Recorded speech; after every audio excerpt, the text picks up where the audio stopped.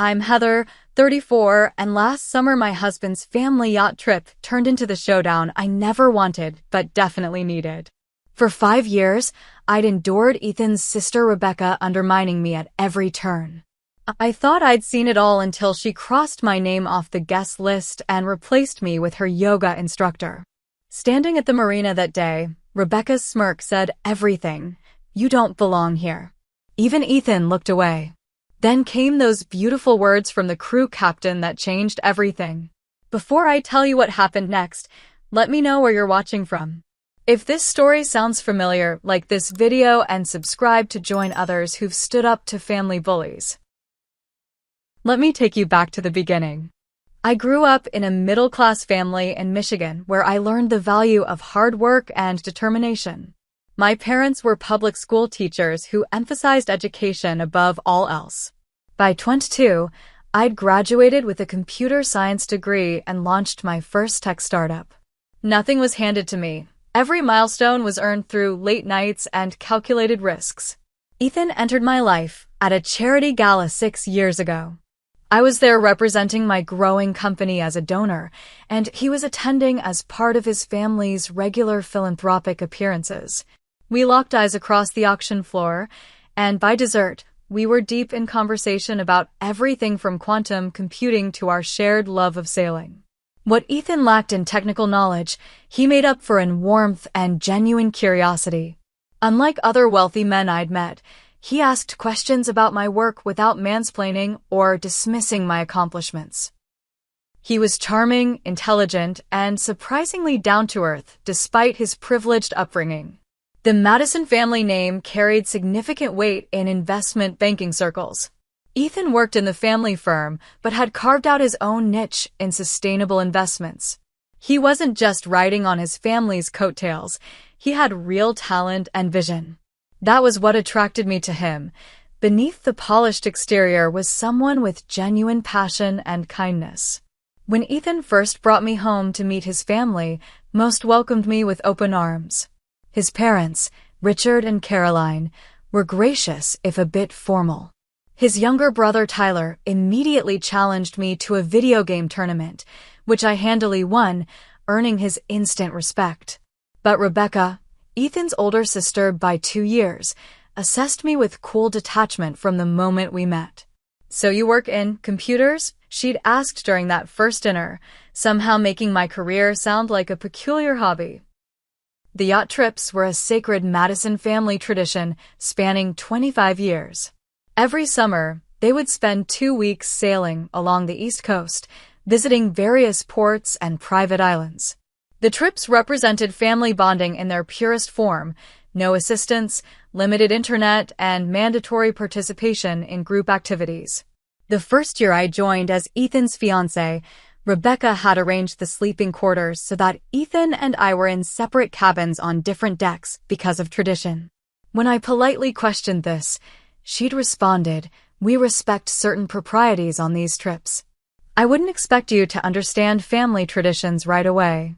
By the second trip, we were married, but Rebecca's subtle digs continued. She'd forget to include me in family photos or reminisce about previous trips with pointed, "You had to be there" comments. During meals, she'd steer conversations toward childhood memories that inherently excluded me. Last year's trip marked a turning point. I'd brought my laptop to handle a few urgent matters for a product launch. One evening, as we gathered for drinks on deck, Rebecca tripped and spilled a full glass of red wine across my keyboard. The damage destroyed not just my computer, but also set back a critical project by days. "I'm so clumsy," she'd exclaimed with a hand over her mouth. But really, these trips are for disconnecting from work. Perhaps this is a blessing in disguise. Throughout these years, my company had continued to grow. What started as a security software solution for small businesses had expanded into a comprehensive platform used by major corporations worldwide. The month before this year's yacht trip, I finalized the acquisition of Coastal Tech Holdings, a significant milestone that included various assets from their investment portfolio. Ethan celebrated my success, but seemed oblivious to the growing tension between his sister and me. Whenever I tried to discuss Rebecca's behavior, he would sigh and say, "That's just how she is with everyone," or "She doesn't mean anything by it." His conflict avoidance was the one crack in our otherwise solid relationship. The Madison family wealth structure was complex. While Richard and Caroline controlled the main family assets and business, each adult child had their own trust and portfolio. Rebecca, despite working only occasionally as an art consultant, had positioned herself as the family's social director and keeper of traditions. Her identity seemed wholly wrapped up in her role as the Madison family princess. In the months leading up to this year's trip, I had tried once more to build bridges with Rebecca. I invited her to lunch and genuinely attempted to find common ground. For a brief moment, when she discussed her passion for art, I saw a glimpse of a real person beneath the polished hostility. But when the conversation turned to the upcoming yacht trip, her walls immediately went back up. "I'm handling all the arrangements this year," she said with a smile that didn't reach her eyes. "It's quite complicated. So many details to manage." Little did I know what she was planning. 3 months before the scheduled departure, Caroline Madison hosted the initial planning meeting for the annual yacht excursion. As usual, the family gathered in the sunroom of the Madison estate, with finger sandwiches and iced tea served as we discussed itineraries and logistics. I arrived with Ethan, armed with a few destination suggestions based on marinas I knew could accommodate their vessel. "I'll handle the guest list and arrangements this year," Rebecca announced before anyone else could speak. "I've already started coordinating with the crew." Caroline smiled appreciatively. "That's wonderful, dear. It will be nice to have someone take charge of all those details." I noticed Rebecca didn't make eye contact with me during the entire meeting. When Richard asked about everyone's availability, Rebecca quickly answered for most family members, including Ethan, without consulting us.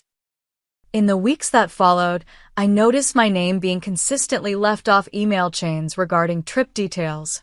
At first, I assumed it was an oversight and forwarded the messages to myself, responding to all with my input. Soon, however, the communications shifted to a new email thread that excluded me entirely. "Have you seen the latest about the yacht trip?" I asked Ethan one evening as he returned from work. "I haven't received any updates in 2 weeks." Ethan loosened his tie and shrugged. "Rebecca's probably just being disorganized. You know how she gets when she takes on too much. I'll make sure you're in the loop." But the pattern continued. Meanwhile, my company was in the final stages of our biggest acquisition yet.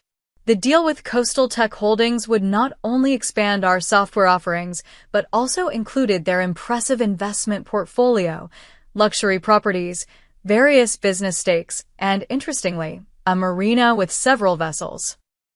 The previous owners requested discretion until everything was finalized, especially regarding the assets that would change hands. 6 weeks before the trip, I discovered a printed guest list left behind after a family dinner at Richard and Caroline's home. My name had been physically crossed out with a pen, and in the margins, Rebecca had written Marina's yoga instructor with a question mark. Marina was Rebecca's favorite luxury gym in the city. Why is my name crossed off the guest list? I asked Ethan that night, unable to hide my hurt and frustration. "What? Let me see that." He examined the paper with a frown. "This must be an early draft. Maybe she was just figuring out space constraints or something. There are 14 cabins on that yacht, Ethan. And she's considering bringing her yoga instructor instead of me. I'll talk to her," he promised, but his tone lacked conviction. The next day, Rebecca called me directly, something she rarely did. "Heather, I wanted to discuss the yacht trip," she began with artificial sweetness. "We're trying something different this year, more of a core family focus. The boat will be quite full with just immediate family." "I am immediate family," I responded evenly. "I'm your brother's wife." Of course, she backpedaled smoothly. "It's just that we have some family business to discuss, and Dad thought it might be better." "Well, and with the limited space this year due to some maintenance on the east cabins. Is Ethan aware that I'm not invited?" A pause. We discussed it briefly. He understands the family dynamics at play. When confronted, Ethan claimed he'd had no such conversation. He promised to straighten everything out, but as weeks passed, the situation only deteriorated. 2 weeks before departure, my acquisition of Coastal Tech Holdings was finally complete. Among the assets transferred to my company was the ownership of Blue Harbor Marina and its fleet, including the very yacht the Madison family had chartered for the past 5 years. The previous owners had sold their entire portfolio as they retired to Europe, wanting a clean break from their business interests. I was still processing this ironic twist when Caroline invited us to a pre-trip dinner at their home. During the meal, Rebecca stood and clinked her glass for attention. "I've finalized all arrangements for our annual voyage," she announced proudly. "We depart at 9 a.m. sharp on Saturday. I've taken care of everything: provisions, itinerary, cabin assignments." She distributed printed itineraries to everyone at the table. I noticed immediately that I hadn't received one. When I glanced at Ethan's, I saw it listed him alone in cabin 3. "Rebecca," Caroline asked, looking confused, "you've put Ethan by himself. Where's Heather staying?" The table fell silent as Rebecca's smile tightened. "Oh, didn't Ethan tell you? Heather won't be joining us this year. She's so busy with work, and we didn't want to pull her away from important business." She turned to me with false sympathy. "We'll miss you, of course, but we understand duty calls." All eyes turned to me, then to Ethan, who looked like he wanted to disappear into his soup. "Actually," I said calmly, "my schedule is clear for the trip." "Has there been some misunderstanding?" Richard frowned at his daughter. "Rebecca, what's going on here?" "Well," Rebecca sighed dramatically, "if you must know, we simply don't have space this year. I've invited my wellness coach Marina to join us. She's prepared a wonderful program of yoga and meditation for everyone. I thought it would be a nice change." The tension was thick enough to cut with a knife. Caroline looked uncomfortable, Richard confused, and Ethan completely useless. Only Tyler spoke up. "That's ridiculous, Beck. Heather's family. Your yoga teacher isn't." "It's wellness coach," Rebecca corrected stiffly. "And it's already arranged." The dinner concluded awkwardly, with lingering glances and whispered conversations. On the drive home, Ethan and I had our first real argument in months. "You sat there and said nothing," I said, trying to keep my voice steady. "Your sister publicly disinvited your wife, and you just studied your plate like it contained the secrets of the universe." I was caught off guard, he defended weakly. "I didn't know she was going to do that. But you knew something was wrong for weeks and did nothing. Do I even matter to you when it comes to your family?" "Of course you do. I'll fix this, I promise. I'll call Dad first thing tomorrow." "Don't bother," I said, turning to look out the window. "I'll handle it myself." That night, I made a decision. I wouldn't fight for a place where I wasn't wanted, but I also wouldn't let Rebecca's pettiness go unchallenged. I had remained quiet too long, tried too hard to fit into a family that, or at least one member of which, had no intention of accepting me. I made a few calls, arranged some details, and then went to bed, leaving Ethan to sleep in the guest room. The morning of the yacht trip dawned bright and clear, perfect sailing weather. Ethan had been walking on eggshells around me for days, alternating between apologetic gestures and vague reassurances that everything would work out. He left early, claiming he needed to smooth things over before everyone arrived. I took my time getting ready, packing a small suitcase with essentials. Whether I would actually use them remained to be seen, but I was prepared for any outcome. The acquisition paperwork had been finalized the previous afternoon, making the timing almost poetic. As I drove to Blue Harbor Marina, I rehearsed various scenarios in my mind. Part of me wanted to simply watch from a distance as the drama unfolded. Another part, the part that had built a technology company from nothing, refused to skulk away from a confrontation. When I pulled into the parking lot, I spotted the Madison family gathered on the main dock. Richard and Caroline stood chatting with Tyler and his girlfriend Mia. A few cousins and Ethan's Uncle George were loading coolers onto a cart. Ethan hovered near Rebecca, who stood imperiously with a clipboard, checking people off her precious list. I smoothed my sundress, put on my sunglasses, and walked confidently toward the group. Caroline spotted me first, her expression shifting from surprise to discomfort. "Heather, dear, we didn't. That is, we thought." Rebecca turned sharply, her designer sunglasses doing little to hide her irritation. "Heather, what are you doing here?" "I'm here for the trip," I said simply. "Just like every year." Rebecca's perfectly glossed lips curled into a smirk as she made a show of consulting her clipboard. "I'm afraid there must be a misunderstanding. Your name isn't on the guest list." By now, everyone had stopped what they were doing to watch the confrontation. Ethan stood frozen, his face a mask of indecision. "Rebecca," Richard began. "Surely there's—" "No, Dad," Rebecca interrupted. "We discussed this. The cabins are assigned. The provisions are calculated for 12 people, not 13. Everything is arranged." She turned back to me, her voice dripping with satisfaction. "You weren't invited."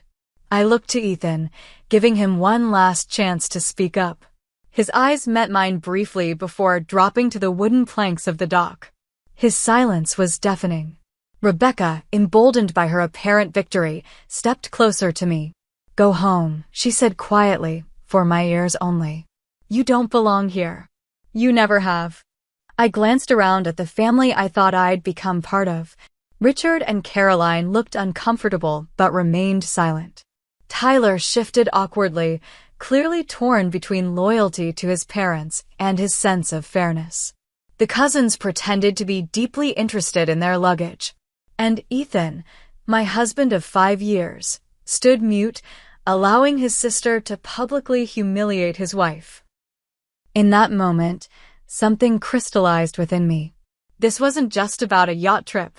This was about respect, boundaries, and standing up for myself after years of subtle degradation. I smiled, not the polite smile I'd worn at countless Madison family functions, but my genuine, confident business smile. I pulled out my phone and made a brief call. "Hi, Thomas. They're ready for boarding now." "Yes, everyone's here." Rebecca's eyebrows knitted together in confusion. "Who are you calling?" "Thomas is the harbor master," I finished for her. "Yes, I know." Within minutes, a small procession approached from the Marina office. Thomas Wells, the harbor master I'd met during the acquisition tour, led the way, followed by Captain Rodriguez and 3 crew members in crisp white uniforms. "Mrs. Madison," Thomas greeted me with a respectful nod, completely ignoring the rest of the group. "Everything is prepared according to your specifications." Rebecca let out a scoffing laugh. "There's clearly some confusion. I'm Rebecca Madison. I made all the arrangements for this vessel." Captain Rodriguez looked politely puzzled. "Ma'am, I don't believe we've met." "I've been coordinating with the new owner for the past week." "New owner?" Richard asked, speaking for the first time. "What's going on here?" The captain turned to me with a warm smile that crinkled the corners of his weathered eyes. "Hi aboard, owner. We've prepared everything as requested." The silence that followed was absolute. Rebecca's clipboard slipped from her fingers and clattered on the dock. Ethan's mouth literally fell open. Even Richard, the unflappable patriarch, looked completely blindsided. "I'm sorry," Rebecca finally managed, her voice suddenly thin. "Did you say owner?" The color drained from Rebecca's face as she processed the captain's words. Her perfect composure cracked like thin ice, revealing genuine shock underneath the carefully maintained facade. "There must be some mistake," she insisted, looking frantically between the captain and her father. "The Meridian belongs to Atlantic Charter Company. We've leased it for years." I allowed myself a small smile. "Not anymore." Atlantic Charter was a subsidiary of Coastal Tech Holdings, which my company acquired last week. The sale included Blue Harbor Marina and all its vessels. I gestured to the magnificent yacht behind us. "Including the Meridian." Ethan stepped forward, his expression a mix of confusion, embarrassment, and, was that pride? You bought the yacht? Our yacht.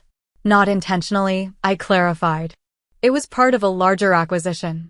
The Marina and its assets were included in the portfolio. I only realized the connection when I reviewed the vessel inventory.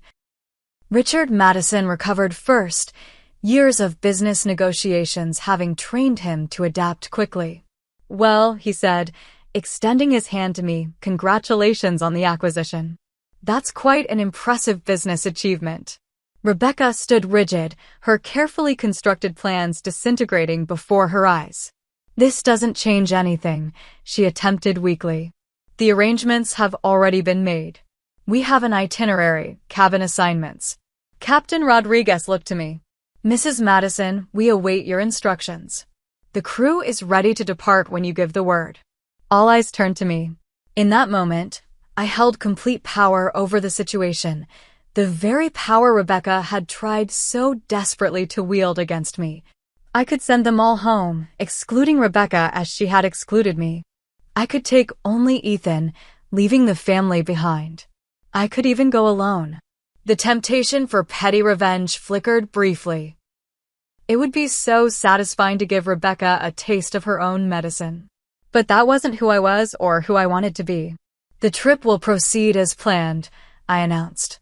With a few adjustments. I turned to Captain Rodriguez. Please prepare for departure with the original guest list, minus the yoga instructor. And ensure all cabins are ready, including the owner's suite for my husband and me. Rebecca's mouth opened and closed like a fish out of water. Caroline placed a steadying hand on her arm, while Richard nodded approvingly at my decision. Heather, Ethan said quietly, approaching me as the others began to move toward the yacht. Can we talk for a moment? We stepped aside, finding a small pocket of privacy behind a stack of crates. I don't know what to say, he began, running a hand through his hair. I had no idea about the acquisition. That's not the point, Ethan, I replied, keeping my voice level. You knew for weeks that Rebecca was trying to exclude me. You promised to handle it, and you didn't. You let her humiliate me in front of your entire family, rather than stand up to her. His shoulders slumped. You're right. I was a coward. I've always had trouble standing up to Beck. It's this dynamic we've had since childhood. But that's no excuse. He looked me in the eyes for the first time that day. I'm sorry, Heather. Truly sorry. I failed you as a husband. His sincerity was evident, but 5 years of similar patterns couldn't be erased with one apology. I appreciate that, I said. But things need to change, Ethan. Not just for today, but permanently. I won't be treated like an outsider in my own marriage. I know, he nodded. I promise things will be different. Starting now. We rejoined the group, where an awkward tableau had formed. Rebecca stood slightly apart, her arms crossed defensively. The others pretended to be occupied with their luggage while stealing glances at the unfolding drama. Before we board, I announced, I want to be clear about something. This trip is about family, as it always has been. I'm not interested in power plays or petty revenge. But I am establishing some ground rules. I turned directly to Rebecca. First, everyone treats everyone with respect. No exceptions, no excuses.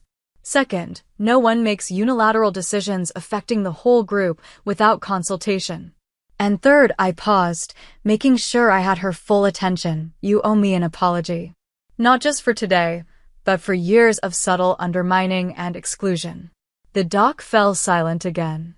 Rebecca's face flushed, her pride visibly warring with her precarious position. I'm waiting, I said calmly. Ethan stepped forward, standing beside me for the first time that day. She's right, Beck. This has gone on long enough. Something in his tone, perhaps the newfound firmness, seemed to reach her. Rebecca's shoulders sagged slightly. I apologize, she said stiffly. My behavior was inappropriate. It wasn't the most gracious apology, but it was a start. I nodded in acknowledgement.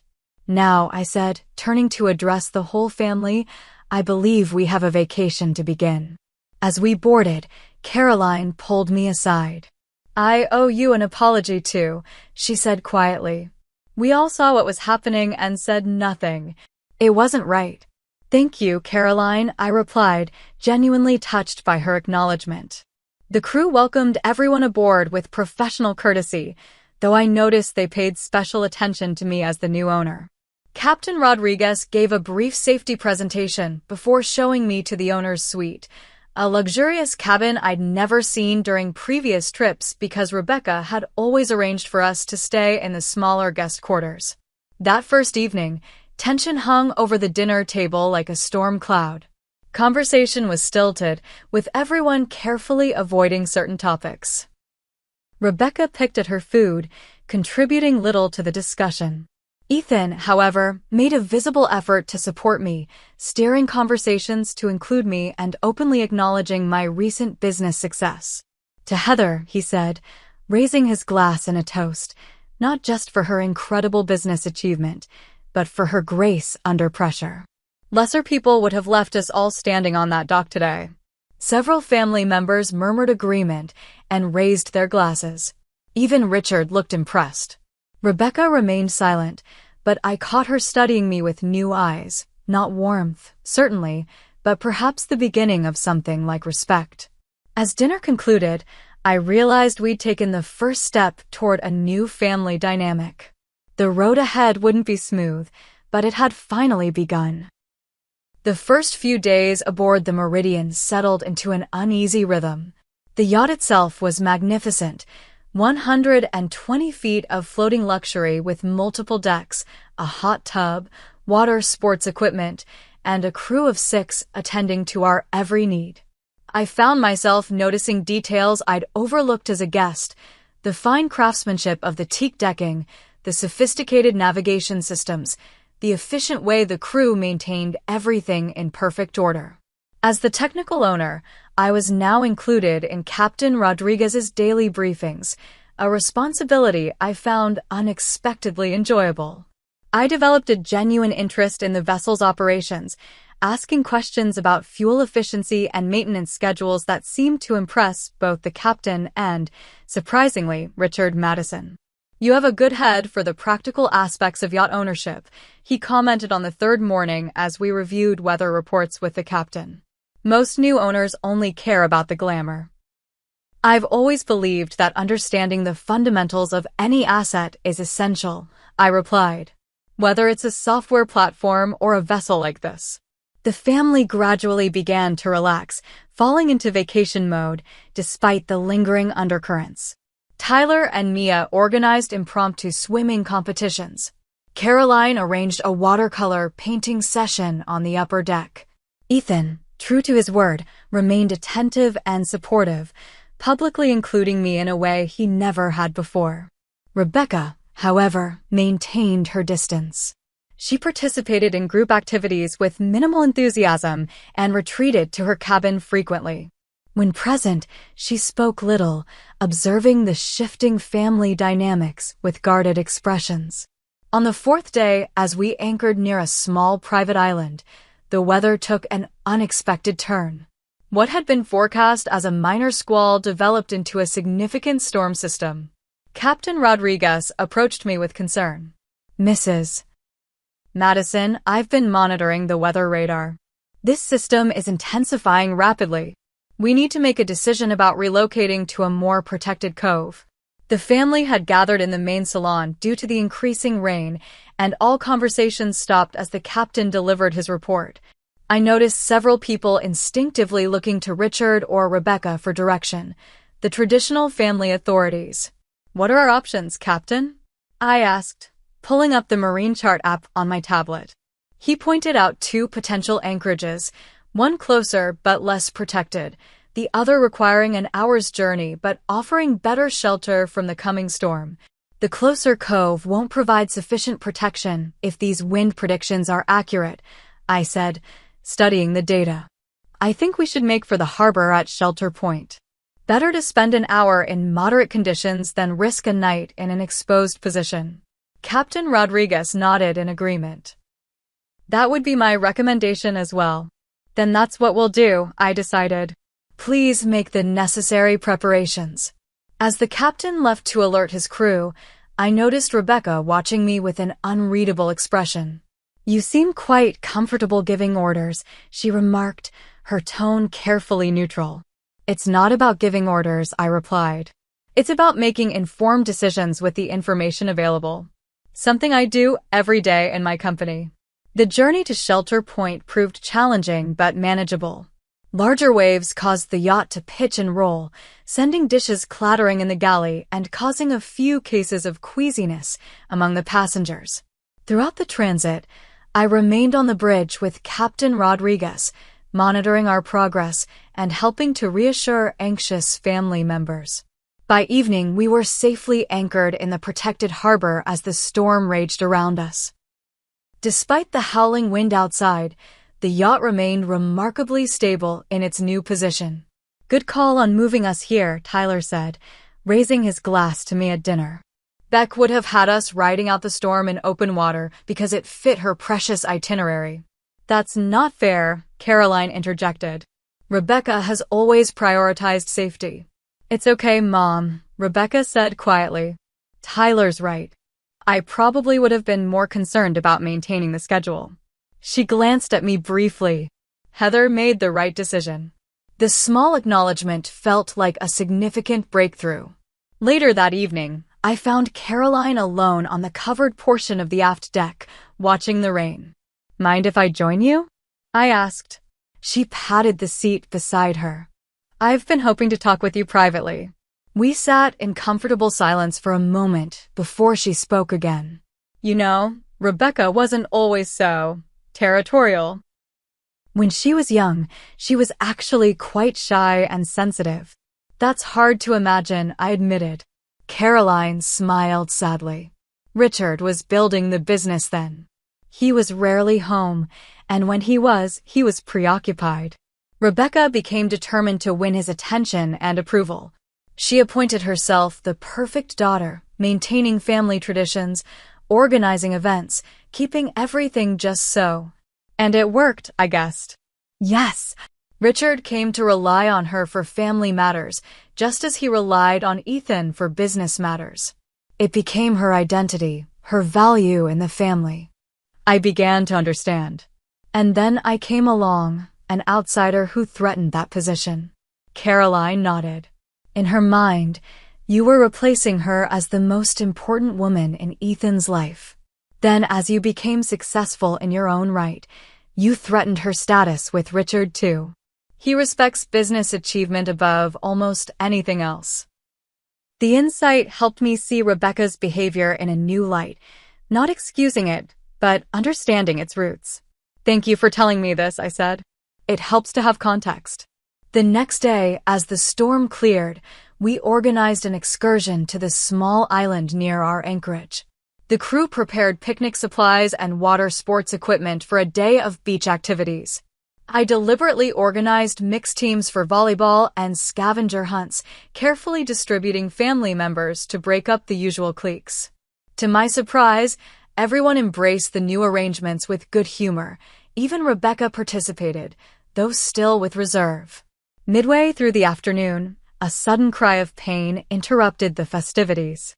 Rebecca had stepped on a broken shell while waiting, cutting her foot badly. As others gathered around with concern, I quickly retrieved the first aid kit I'd noticed in the tender. Let me see, I said, kneeling beside her on the sand. I used to volunteer as an emergency responder in college.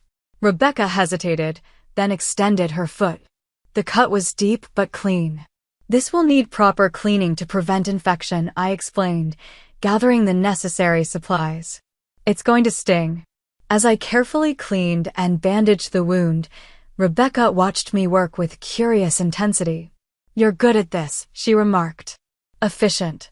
Thanks, I replied, securing the final piece of tape. You should stay off this foot for the rest of the day, but it should heal fine if we keep it clean. I helped her back to the tender, and Ethan approached as we prepared to return to the yacht. Everything okay? He asked, genuine concern in his voice. Your wife has hidden talents, Rebecca said, gesturing to her bandaged foot. Apparently she's a medic as well as a tech mogul and yacht owner. Was that the ghost of a smile on her face? It vanished too quickly to be sure. That evening, I noticed Ethan and Rebecca in what appeared to be an intense conversation on the forward deck. Their gestures suggested disagreement, but without the usual hostility. When they rejoined the group for dinner, something had shifted. Ethan seemed more relaxed, while Rebecca appeared thoughtful. The following days brought a gradual thawing in relations. Family members increasingly sought my input on decisions large and small. Ethan proudly supported my suggestions, no longer caught in the middle. Even Richard began discussing potential business collaborations, clearly impressed by my handling of both the acquisition and the yacht's operations. Rebecca's transformation was the most subtle, but also the most meaningful. She began making small overtures, offering me coffee in the mornings, asking my opinion on the day's activities, even sharing an old family photo album one rainy afternoon. "You should know the embarrassing stories about Ethan too," she said, pointing to a picture of him at 16 with an unfortunate haircut. "It's only fair." By the 10th day of our trip, the atmosphere had transformed. What began as the most tense family gathering in 5 years had evolved into perhaps the most genuine.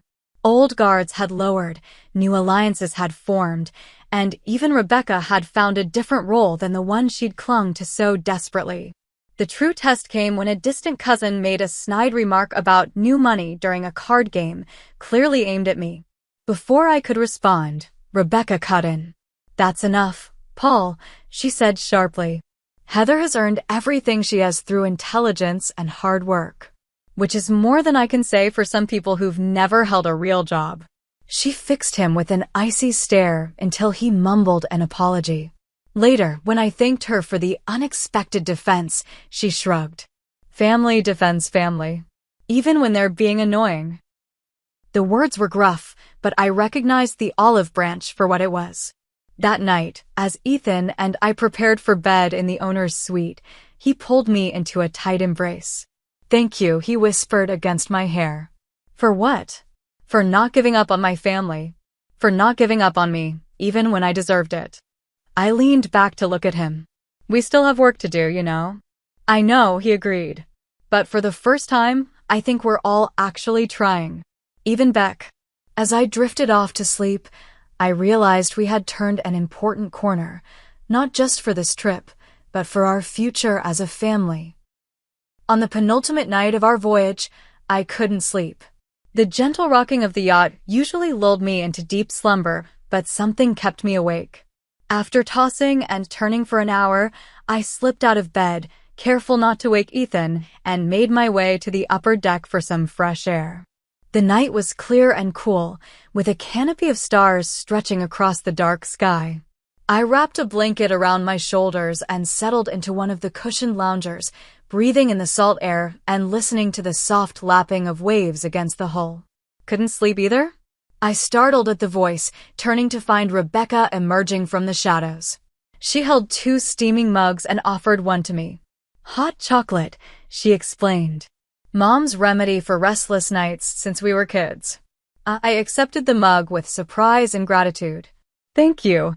She settled into the lounger beside mine, both of us gazing out at the moonlit water. The silence between us was different from our usual tense standoffs, not comfortable exactly, but expectant, as if we both knew a significant conversation was coming. "Why did you let us come on this trip?" Rebecca finally asked. "After what I did, you could have left us all standing on that dock." "I would have, in your position."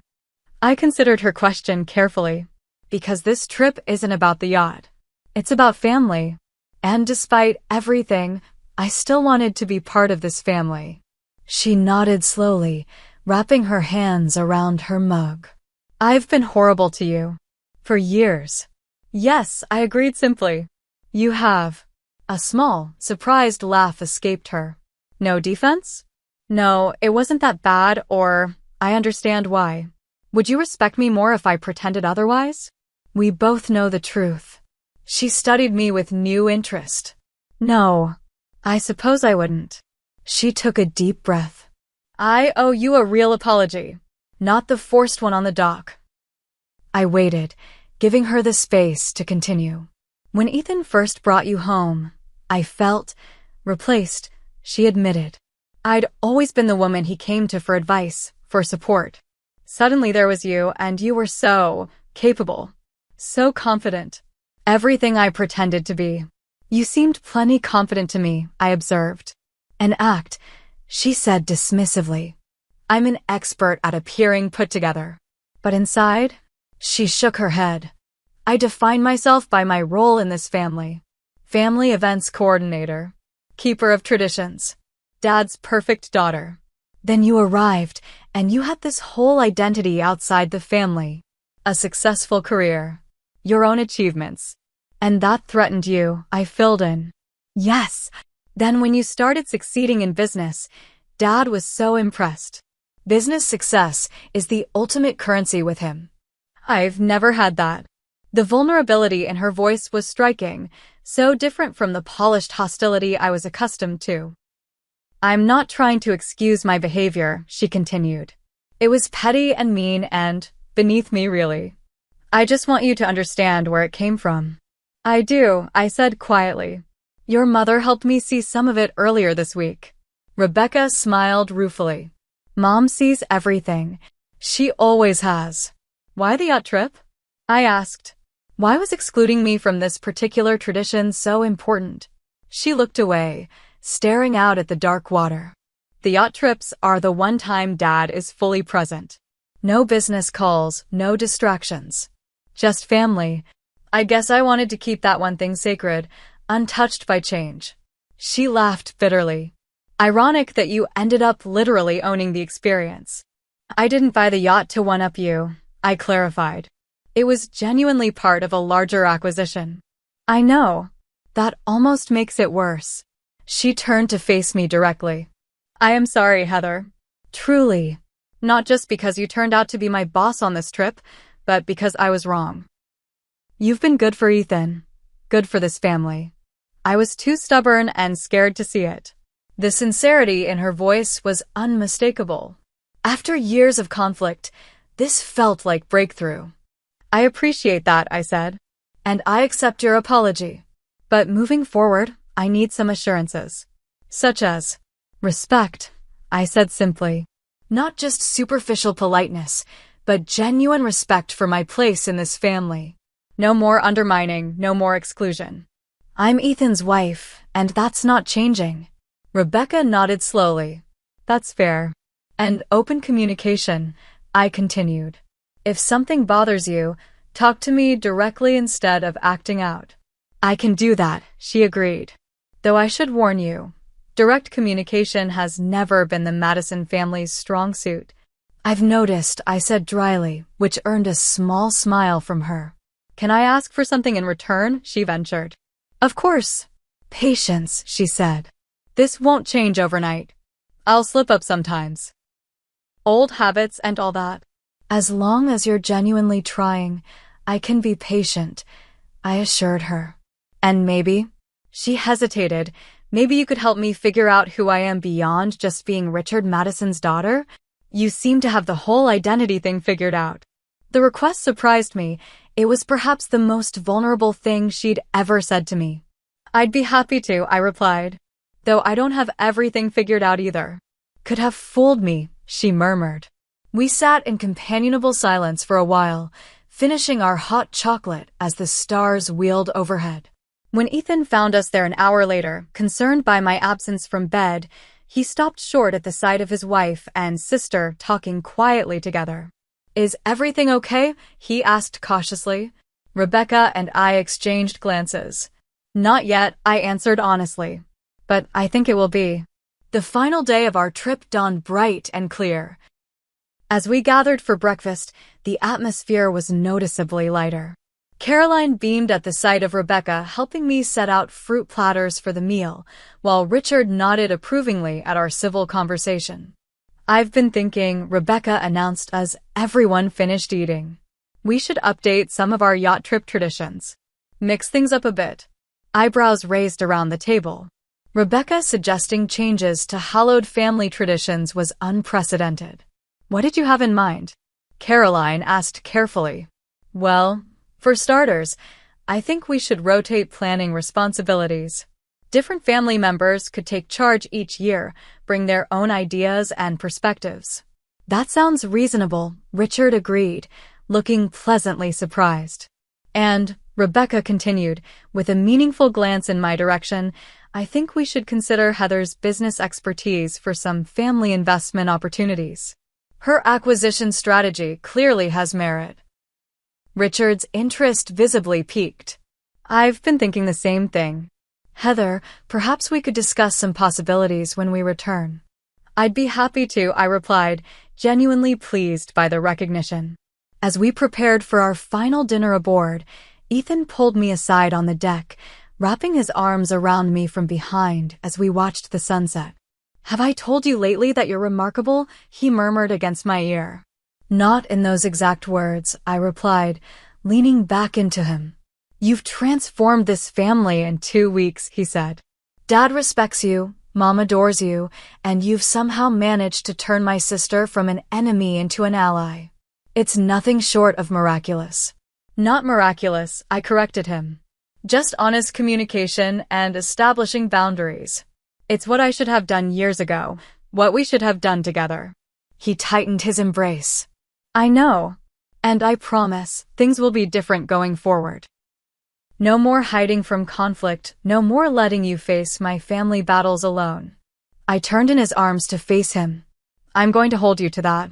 That evening's dinner had a celebratory feel, not just for the conclusion of our trip, but for the new understanding we'd all reached. When Richard raised his glass for a toast, his words confirmed the shift. To family, he said, both old and new. And to growth and change, which keeps us vital.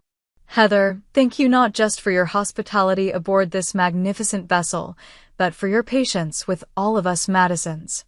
We're not always easy, but we're yours now, for better or worse.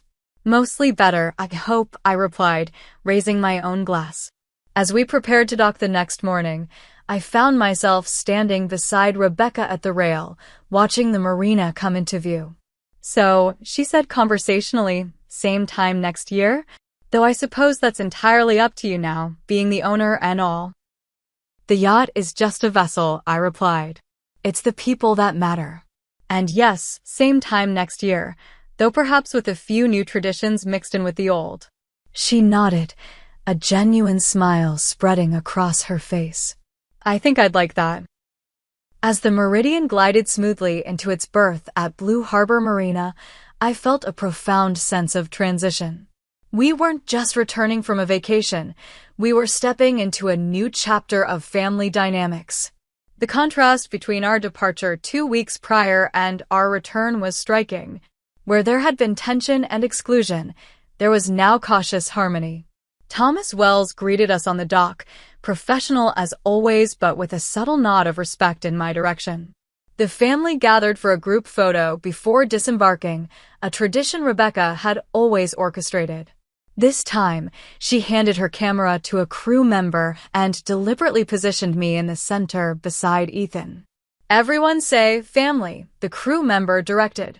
Family, we chorused, and for the first time, it didn't feel like I was play-acting a role.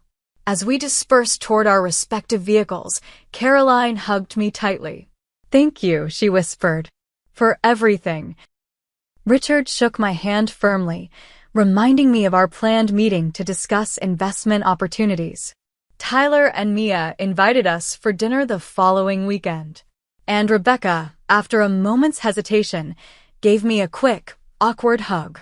This doesn't mean I won't still be annoying sometimes, she warned with a half-smile. I'd be disappointed if you weren't, I replied. The drive home with Ethan felt different too, a comfortable silence rather than the tense one that had marked our departure.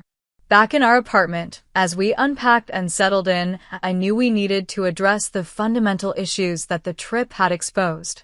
We need to talk about what happened, I said that evening as we sat on our balcony with glasses of wine. Not just about Rebecca, but about us. Ethan nodded, his expression serious. I know. I failed you, Heather. I let my conflict avoidance put you in an impossible position. It's not just about this trip, I pointed out. It's a pattern we've allowed to develop over 5 years. You defer to your family's dynamics, and I accommodate to keep the peace. You're right, he acknowledged. But I want to change that. I've already started seeing a therapist, actually. Made the appointment from the Yacht last week. This surprised me. You did? He nodded. I realized I need help breaking these patterns. Growing up in the Madison household, well, we didn't exactly learn healthy conflict resolution. Dad made decisions, Mom smoothed things over, Rebecca controlled the social calendar, and I avoided rocking the boat. His self-awareness and proactive steps touched me deeply.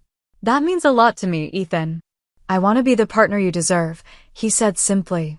The one who stands beside you, not behind you. In the weeks that followed, we established new boundaries with the Madison family. Ethan practiced asserting himself in small ways at first, declining invitations that didn't work for us, expressing preferences that differed from his father's, supporting my decisions openly. The first real test came at a Sunday dinner at Richard and Caroline's home a month after our return. When the conversation turned to holiday planning, Rebecca automatically began outlining her vision for Thanksgiving. Actually, Ethan interrupted gently. Heather and I were thinking of hosting Thanksgiving this year. At our place. The table fell silent. In 5 years of marriage, we had never hosted a major family holiday. It had always been an unspoken assumption that such events happened at the Madison family home, orchestrated by Rebecca. Rebecca's fork paused halfway to her mouth. I held my breath, waiting for the resistance. That could be nice, she said finally. A change of scenery. Richard nodded thoughtfully. Your apartment has that wonderful view of the park. It would be lovely in autumn. Just like that, a decades-old tradition shifted. Not with drama or conflict, but with simple acceptance. Meanwhile, Rebecca embarked on her own journey of change. Initially resistant to the idea of therapy, Madisons don't air their laundry with strangers, she'd scoffed. She eventually gave it a try after a particularly difficult breakup with her boyfriend. You were right, she admitted grudgingly over coffee one afternoon. It helps to talk to someone objective. Someone who doesn't care about the Madison name or reputation. Our relationship evolved gradually, not into instant best friendship, but into something resembling mutual respect with occasional moments of genuine connection. We discovered shared interests in art and hiking. She even consulted me about potentially starting her own business, leveraging her art world connections into a consultancy. I need something that's mine, she explained. Not just the family name. 6 months after the yacht trip, we gathered for the winter holidays. The difference was palpable. Ethan standing confidently beside me rather than deferring to his father, Rebecca including me naturally in conversations without the undercurrent of resentment. Richard and Caroline treating me as a valued family member rather than just Ethan's wife. As we sat around the fireplace after dinner, Richard raised his glass. I'd like to propose something, he announced. For next summer's yacht trip. All eyes turned to him expectantly. I think we should expand our horizons. The Meridian is wonderful, but perhaps Heather could suggest an alternative destination? Maybe somewhere the Madison family hasn't explored before. The suggestion, coming from tradition-bound Richard, was revolutionary. Even more significant was his deliberate acknowledgement of my role as both family member and yacht owner. I'd be happy to, I replied, touched by the gesture. I've been thinking about the Greek islands. Perfect, Caroline exclaimed. I've always wanted to see Santorini. As conversations about possible itineraries flowed around me, I caught Rebecca's eye across the room. She raised her glass slightly in a private toast, a small smile playing at the corners of her mouth. I returned the gesture, acknowledging how far we'd come. The truth was, the yacht incident had forced necessary change. Like lancing a wound, it had released years of festering tension and allowed genuine healing to begin. The journey wasn't complete. Family dynamics are never fully fixed, but we had laid a foundation for healthier relationships.